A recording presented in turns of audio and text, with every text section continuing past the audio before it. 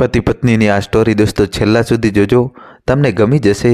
મધુર અને મધુરીમાં જેવું નામ એવું જ યુગલ। હા, યુગલ એટલા માટે કારણ કે તેમની ઓળખ મુંબઈની મીઠીબાઈ કોલેજમાં એક આદર્શ યુગલ તરીકે જ થતી હતી। કોલેજમાં વાણિજ્યના છેલ્લા વર્ષમાં અભ્યાસ કરતા મધુર અને મધુરીમાના આ મધુર સંબંધ તો તેમના સ્કૂલ કાળથી જ હતો। બંનેના ઘરે તેમના માતા પિતાને પણ તેમના સંબંધ વિશે જાણ હતી, એટલે નક્કી પણ એવું જ થયું હતું કે જ્યારે કોલેજનો અભ્યાસ પૂર્ણ થાય કે તરત જ તેમનું વ્યવસાય કરી દેવું અને પછી આગળનો અભ્યાસક્રમ પૂર્ણ થાય કે તેમના લગ્ન।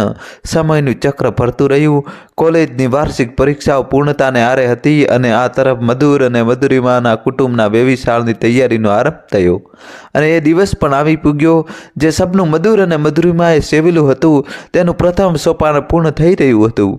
બંને પક્ષે ખૂબ જ નજીકના સ્વજનોની હાજરીમાં એક નાનો પણ ભવ્ય સમારંભ યોજાયો અને સર્વની હાજરીમાં મધુર અને મધુરીમાએ એકબીજાને વ્યવસાયની વીંટી પહેરાવી। આજે મધુર અને મધુરીમાના આનંદની કોઈ સીમા નહોતી। જે સપનું જોયું હતું તે પૂર્ણ થતાં જોવું તે પણ એક સદભાગ્યની વાત છે અને આમ તેમના વ્યવસાય પણ થઈ ગયા। વાર્ષિક પરીક્ષાના પરિણામો પણ આવી ગયા અને મધુર અને મધુરીમા ખૂબ જ સારા ટકાએ ઉત્તીર્ણ થયા અને હવે શરૂઆત થઈ આગળના અભ્યાસની। બંનેની શાખા વાણિજ્ય જ હતી, એટલે મધુર અને મધુરીમાએ એક ખ્યાતનામ બી સ્કૂલમાંથી અનુસ્નાતકની પદવી લેવાનું નક્કી કર્યું અને તે રીતે તેમનો MBAનો અભ્યાસ શરૂ થયો। બંને ખૂબ જ પ્રતિભાશાળી હતા, એટલે દરેક સેમિસ્ટરમાં ઉચ્ચ સ્કોરથી પાસ થયા હતા અને આમ કરતાં કરતાં આખરી વર્ષ પણ આવી ગયું। કોઈ એક વિષય પસંદ કરીને તેના ઉપર પ્રોજેક્ટ બનાવવામાં પણ મધુર અને મધુરીમા સાથે જ રહ્યા અને ઉચ્ચ અંકો પણ મેળવ્યા। છેલ્લું સેમિસ્ટર પણ પૂર્ણ થયું અને તેના પરિણામો પણ આવી ગયા। મધુર આખી કોલેજમાં અવ્વલ રહ્યો અને તેને સ્વર્ણ પદક પણ મળ્યો, તો આ જ બાજુ મધુરીમા પણ ખૂબ જ સારા અંકોથી ઉત્તીર્ણ થઈ। દોસ્તો, કહાની તો હવે શરૂ થાય છે, છેલ્લે સુધી જોજો। કેમ્પસમાં ઘણી નામાંકિત બહુરાષ્ટ્રીય કંપની અને બેંક ઇન્ટરવ્યૂ લેવા માટે આવ્યા અને મધુરને એક મોટી વિદેશી બેંકમાં અને મધુરીમાને એક મોટી બહુરાષ્ટ્રીય કંપનીમાં 6 આંકડાના પગારવાળી નોકરી પણ મળી ગઈ। હવે કંઈ બાકી નહોતું રહેતું। બાકી રહેતું હતું તે હતું તેમના સપનાનું છેલ્લું પગથિયું, લગ્ન। ખૂબ જ શુભ ચોઘડિયું જોઈને મધુર અને મધુરીમાના કુટુંબીજનોએ લગ્નનો દિવસ નક્કી કર્યો અને વાજતે ગાજતે દિવસ પણ આવી ગયો। ખૂબ જ મોટા પાર્ટી પ્લોટમાં ભવ્યાતિ ભવ્ય સમારંભમાં ખૂબ જ મોટી સંખ્યામાં આમંત્રિતો આવ્યા અને મધુર અને મધુરીમાને લગ્ન જીવનની હાર્દિક શુભેચ્છાઓ પાઠવી। આજે બંનેનું સપનું એક સાચા અર્થમાં પરિપૂર્ણ થયું હતું અને તેનો આનંદ મધુર અને મધુરીમાના ચહેરા ઉપર સ્પષ્ટ વર્તાતો હતો। લગ્ન પૂર્ણ થયા। મધુરીમા તેના સાસરે કલરવ બંગલામાં આવી। કલરવ બંગલો આજે ખરા અર્થમાં પારેવાના મધુર કલરવથી ગુંજી ઉઠ્યો હતો। મધુર અને મધુરીમા પોતપોતાની જગ્યાએ નોકરી ઉપર લાગી ગયા હતા। ભણતર હતું એટલે પગાર પણ હતો અને એટલે જ કામનું દબાણ પણ અતિશય હતું। દિવસો મહિનાઓ વીતવા લાગ્યા। ઘડિયાળના ત્રણેય કાંટાઓ જાણે કે હરીફાઈમાં ઉતર્યા હતા। રોકાવાનું મનત નહોતા લેતા। મધુર અને મધુરીમાના નાના માળામાં એક નાના બાળકનું આગમન થયું હતું। દોસ્તો, જલ્દીથી વિડીયો લાઈક કરી ચેનલ સબસ્ક્રાઈબ કરી દો। કલરવ બંગલો જાણે કે પંખીના માળામાં પરિવર્તિત થઈ ગયો હતો। એક નાના બાળકની કિલકિલારીથી આખો બાળક ગુંજી ઉઠ્યો હતો। ચોમેર આનંદ હતો। બાળકનું નામ પરીન પાડ્યું હતું। મધુર અને મધુરીમા પરીનની પરવરિશમાં કોઈ જ ઉણપ નહોતા રાખતા। પોતપોતાના કામની સાથે સાથે આ એક ઈશ્વરીય જવાબદારી પણ નિભાવતા હતા અને આમ દિવસો વીતવા લાગ્યા। કહે છે ને કે ઘડિયાળના પરિઘમાં કોઈ પણ આંકડા 2 વખત આવે છે। દાખલા તરીકે 12નો સમય બપોરના ઉજાસમાં પણ આવે છે અને મધ્યરાત્રિના અંધકારમાં પણ। આપણી જિંદગીનું પણ મદઅંશે કંઈક એવું જ હોય છે ને તડકી છાયડી આ તો સમયની બલિહારી છે। મધુર અને મધુરીમા તેમના વ્યવસાયિક જવાબદારીઓથી ઘેરાઈ ચૂક્યા હતા, પરંતુ તેનાથી પીછેહટ પણ શક્ય નહોતી। દોસ્તો, જલ્દીથી વિડીયો લાઈક કરી દો। અશક્ય કશું જ નથી હોતું, પરંતુ મધુર કે મધુરીમાને આ જવાબદારીઓથી પીછેહટ નહોતી કરવી। પરંતુ હવે લગભગ 2 વર્ષનો થઈ ગયો હતો। રવિવારની એક સાંજે મધુર અને મધુરીમા કલરવના પ્રાંગણમાં બેઠા હતા અને ત્યાં જ મધુરે વાત છેડી, મધુ, મને એક વિચાર આવ્યો છે। પરીન હજી એટલો મોટો નથી થયો કે તે આયા પાસે રહી શકે। એક મા તરીકે તારો પોતાનો ઉછેર ખૂબ જરૂરી છે। મધુરીમા એક સંશયભરી દ્રષ્ટિથી મધુરની સામે જોઈ રહી। તું શું કહેવા માંગે છે મધુર? સ્પષ્ટપણે બોલ। મધુરીમાનો સ્વર થોડો ઉપર ગયો અને મધુરીથી તે છાનું રહ્યું પણ નહીં, એટલે તેણે પણ કોઈ શબ્દો ચોર્યા વગર કહી દીધું, મને એવો વિચાર આવે છે કે તું હમણાં તારા કામમાંથી બ્રેક લઈ લે। મધુરિમાએ પોતાના હાથમાં રહેલો કોફીનો મગ ટેબલ ઉપર મૂકીને મધુર સામે જોયા વગર જ ઉત્તર આપી દીધો. મધુર, મને એટલી રજા મળે એમ નથી. તને તો ખબર છે કે પરીને આવવાનો હતો ત્યારે જ મારી કેટલી બધી રજાઓ પડી ગઈ હતી. Is it possible? હજી તો મધુરિમાનું વાક્ય પૂરું થયું ના થયું ત્યાં જ મધુર બોલી ઉઠ્યો, અરે મધુ, હું રજા લેવાનું કહેતો જ નથી. હું તો તને થોડો વખત, જ્યાં સુધી આપણો પરીને સ્કૂલ જતો ન થઈ જાય ત્યાં સુધી તું નોકરી છોડી દે. તને પછી તો મળી જ જશે ને. અને હવે વારો હતો મધુરિમાનો. શું વાત કરે છે તું મધુર? શક્ય જ નથી. અને આ વિશે આપણે પહેલાં પણ ચર્ચા થઈ ચૂકી હતી. હું એમ નથી કહેતી કે પરીને મારે માટે પ્રાથમિકતા નથી. છે, પણ સાથે સાથે મારે મારી કારકિર્દીનો પણ વિચાર કરવાનો છે. વખત આવશે એટલે હું જ સ્વેચ્છાએ નિર્ણય લઈશ, પરંતુ હજી એ સમય નથી આવ્યો. ના, નોટ પોસિબલ. મધુરિમાએ પોતાનો મુદ્દો મૂકી દીધો. મધુર અકળામણ ભર્યા સ્વરે, તું જો એમ કહેતી હોય કે હું નોકરી મૂકી દઉં તો તે શક્ય જ નથી. આ નિર્ણય તો તારે જ લેવો પડશે. આપણી નાણાકીય જવાબદારીઓ પણ છે જેનું મારે ધ્યાન રાખવું પડશે, અને તે હું સંભાળી શકીશ. તું થોડો વખત નોકરી નહીં કરે તો ચાલશે. મધુરિમા ત્યાંથી તરત ઊભી થઈ ગઈ અને 100 વાતની એક વાત, મધુર, નો મોર ડિસ્કસ ઓન ધીસ મેટર. મારે કામ છે, હું જાઉં છું. પરંતુ મધુર પણ હાર માને તેમ ન હતો.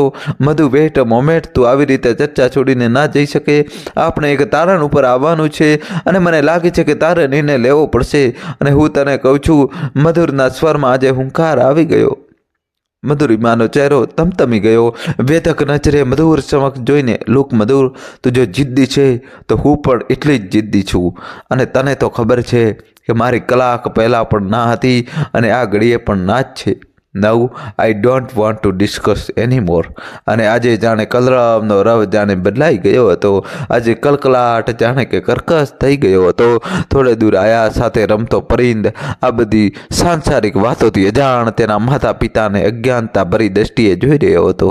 દોસ્તો, જલ્દીથી વિડીયો લાઈક કરી ચેનલ સબસ્ક્રાઈબ કરી દેજો. તેને ક્યાં ખબર હતી કે તેના માતા પિતા વચ્ચેનો ચર્ચાનો બિંદુ તે પોતે જ હતો. અને આ હતી શરૂઆતની કડવાશની. મધુર અને મધુરિમાના જીવનમાં વખત પસાર થતો ગયો અને મધુર અને મધુરિમાના જીવનમાં માધુર્યનું જાણે કે સમાપન થઈ ચૂક્યું હતું. એક જીદને કારણે આજે મધુર અને મધુરિમા ભલે એક જ છત નીચે રહેતા હતા, પરંતુ જોજનો દૂર રહેતા હોય તેવું ઘરનું વાતાવરણ થઈ ગયું હતું. બંને એક રીતે ઉત્તર દક્ષિણ જેવા થઈ ગયા હતા. લગ્ન પહેલાના જે કોલ અપાયા હતા તે ભસ્મીભૂત થઈ ગયા હતા. અને એમ કરતા કરતા વ્યાત ક્યાંની ક્યાં પહોંચી ગઈ. આજે મધુર અને મધુરિમા આટલા વર્ષે અલગ થવાના નિર્ણય ઉપર આવી ગયા. બંનેમાંથી કોઈ સમજવા તૈયાર ન હોતા. બંનેનો અહમ આજે એક એવી ઊંચાઈ ઉપર પહોંચી ગયો હતો કે તેમને પોતાના દીકરા પરીનની ખુશીનો ખ્યાલ ના રહ્યો. ખેર, જે થવાનું હતું તે થઈને રહ્યું. લગ્નની વેદી આગળ એક વખત મધુર અને મધુરિમા એકબીજાનો હાથ પકડી ને 7 જન્મના સથવારાના કોલ આપીને બેઠા હતા.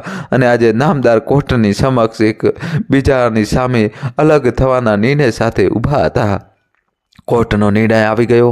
બંનેના છૂટા છૂટાના કાગળો ઉપરના મદાર કોર્ટનો સિક્કો લાગી ચૂક્યો હતો. મધુરિમા પણ એક નોકરિયા સ્ત્રી હતી અને તદુપરાંત પરિંદની મા પણ હતી. એટલે પરિંદે તેની સાથે જ રહેવાનો ચુકાદો આપી દીધો. મધુર અઠવાડિયામાં એક દિવસ તેના દીકરા સાથે વિતાવી શકે તેવી પણ તે ચુકાદામાં જોગવાઈ હતી. મધુરિમા એક સારું કમાતી સ્ત્રી હતી. એટલે મુંબઈના એક પરામાં 2 રૂમ રસોડાનો ફ્લેટ ભાડે લઈ ને પરિંદ સાથે રહેવા જતી રહી. અને મધુર કલરવના એકલતા વાસમાં પોતાની જિંદગીની જીત સાથે એકલો રહી ગયો. દર અઠવાડિયે નિયમ મુજબ મધુર પરિંદને લઈને પોતાના ઘરે આવતો અને તેની સાથે સારો સમય વિતાવતો. સમયનું ચક્ર ફરતું રહ્યું. મનુષ્ય થાકી જાય પરંતુ ઘડિયાળના કાંટા કદી થાકતા નથી. તે તો બસ તેની ગતિથી ફરતા જ રહે છે અને સાથે સાથે મનુષ્યને પણ તેના ઇશારે ફેરવતા રહે છે. પરિંદ હવે એક નવ યુવાન થઈ ગયો હતો. એટલે સ્વાભાવિક છે કે મધુર અને મધુરિમા પણ આધેડ થઈ ચૂક્યા હતા. વાળની લટોમાં સફેદી છવાઈ ગઈ હતી. ક્યારેક ભૂલથી પણ એકબીજા સાથે વાત થઈ જાય તેનું ધ્યાન અચૂક રાખતા. મધુર અને મધુરિમા કદાચ આટલું જ ધ્યાન જ્યારે મહત્વનો નિર્ણય લેવાનો હતો ત્યારે રાખ્યો હોત તો આ પરિસ્થિતિનું નિર્માણ થયું ના હોત. દોસ્તો, જલ્દીથી વિડીયો લાઈક કરી ચેનલ સબસ્ક્રાઈબ કરી દો. પરિંદ પણ ભણીને મિકેનિકલ એન્જિનિયર થઈ ગયો અને એક સારી કંપનીમાં સારા પગાર સાથે જોડાઈ ગયો. તેથી જ કંપનીના HR વિભાગમાં કામ કરતી કનિકા સાથે તેની સારી મિત્રતા હતી અને તે મિત્રતા ક્યારે પરિણામમાં પરિણમી તેની બંનેને ખ્યાલ ન રહ્યો. યોગ્ય સમય જોઈને પરિંદે પોતાની માને અને મધુરને આ સંબંધ સંબંધ વિશે જાણ કરી અને બીજી તરફ કનિકાએ પણ પોતાના માતા પિતાના સંબંધથી વાકેફ કર્યા. તદુપરાંત કનિકાએ તો પણ જાણ કરી કે પરિણના માતા પિતાએ છૂટાછેડા લીધેલ છે, પરંતુ કનિકાના કુટુંબીજનોને તેનાથી કોઈ ફરક પડતો ન હતો.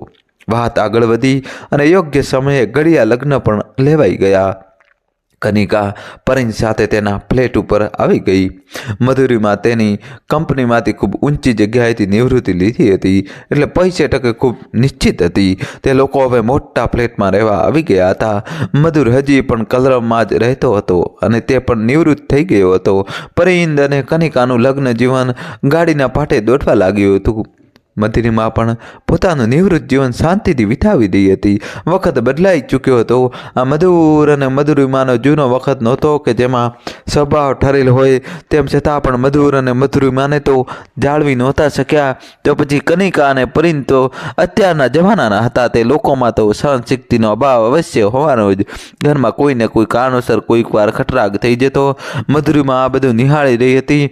એક છૂપો ડર તેના મનમાં ઘર કરી ગયો હતો કે હવે તો બંને વચ્ચેના ખટરાગનું આવર્તન વધી ગયું હતું. અને એક સવારે પરિણ અને કનિકાના રૂમમાંથી જોર જોરથી અવાજ આવી રહ્યો હતો. મધુરીમાં આ બધું સાંભળી રહી હતી. કનિકાનો સ્વર તેને સંભળાયો. દોસ્તો, જલ્દીથી વિડીયો લાઈક કરી દો. મને તારા રોજ રોજના આવા વિચિત્ર સ્વભાવથી કંટાળો આવી ગયો છે. ઓફિસમાં તો મારે બધા સાથે વાત કરવી પડે. તું કહે તેવી રીતે ના થાય. એવું હોય તો તું નોકરી બદલીને બીજે જતો રહે. બટ ડોન્ટ હેરેસ મી. ત્યાં જ પરિણનો અવાજ સંભળાયો. જો કનિકા, મને જે નથી ગમતું તે તારે ના જ કરવું જોઈએ. પહેલાંની વાત અલગ હતી, પરંતુ now you are the part of my family.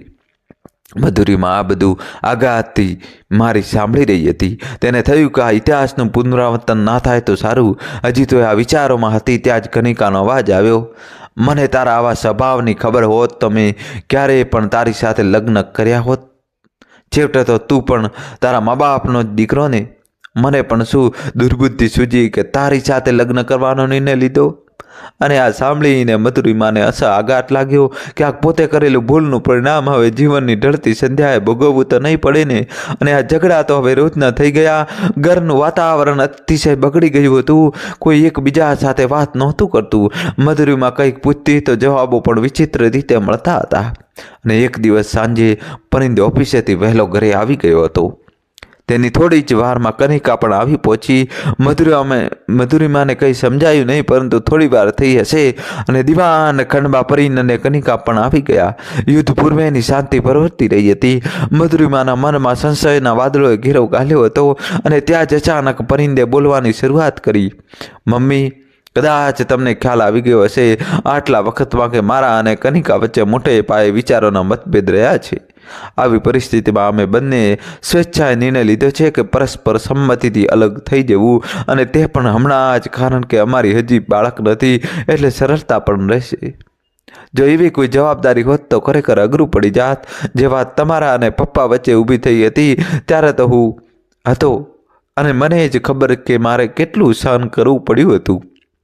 અને મેં બંને કાલે સવારે અમારા વકીલ પાસે જઈને જરૂરી કાગળિયા અને જે વિધિઓ કરવાની છે તે કરીશું. બસ અમારે આ જ કહેવું હતું. અમને માફ કરશો મમ્મી. પરિણે થોડો શ્વાસ લીધો અને બોલવાનું પૂરું કર્યું. અને પછી અચળતી નજરે કનિકા સમક્ષ જોઈને ત્યાંથી ઊભો થઈને પોતાના ઓરડા તરફ પ્રયાણ કરી ગયો. દોસ્તો, જલ્દીથી વિડીયો લાઈક કરી ચેનલ સબસ્ક્રાઈબ કરી દો. મધુરીમાં એક લાચાર નજરે કનિકા સમક્ષ જોઈ રહી. પરિણે જે કહીને ગયો હતો તેના પછી તેના માટે કંઈ જ બોલવાનું બાકી નહોતું રહેતું. તે પણ મહા મહેનતે સોફા ઉપરથી ઊભી થઈને પોતાના ઓરડા તરફ જતા રહ્યા. અને આ બાજુ કનિકા પોતાનું માથું પકડીને ત્યાં જ બેસી રહી. એક નીરવ શાંતિ નહીં, પરંતુ સન્નાટો છવાઈ ગયો હતો. રાતની કાલીમાં તો ઉગતી સાંજે જ મધુરીમાના ફ્લેટમાં ઉતરી આવી હતી. તે રાત્રે કોઈ કશું જમ્યા વગર જ સૂઈ ગયા. સવારના લગભગ 8:30 વાગ્યા હશે. પરિણ અને કનિકા હજી ઉઠ્યા જ હતા. ઉઠીને હાથ મોઢું ધોઈને તે પોતાના ઓરડાની બહાર આવ્યા.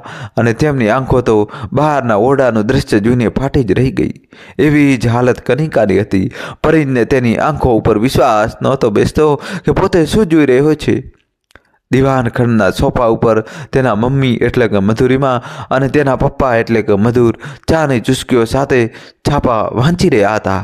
મધુર કંઈક છાપામાં મધુરીમાને બતાવીને ખડખડાટ હસી રહ્યો હતો અને ભત્યા તૂરમાં મધુરીમાં પણ એટલું જોરથી અટ્ટહાસ્ય કરી રહી હતી અને ત્યાં જ મધુરીમાનું ધ્યાન પરીન અને કનિકા ઉપર પડ્યું. અરે, તમે બંને ઉઠી ગયા? ચાલો જલ્દીથી આવી જાઓ, તમે બંનેને ચા પૂછું અને સાથે નાસ્તામાં પૌવા પણ. તારા પપ્પાને બહુ ભાવતા અને તને તો ભાવે જ છે. મધુરીમાં સોફા ઉપરથી ઊભી થઈ તો મધુર પણ છાપુ ટેબલ ઉપર મૂકીને ઊભો થઈ ગયો અને અરે બેટા, જલ્દી કર, ચા ઠંડી થઈ જશે તો તારી માં ફરી પાછી ગરમ નહીં કરે. ચાલો ચાલો જલ્દી. અરે કનિકા, તું પણ જલ્દી આવી જા.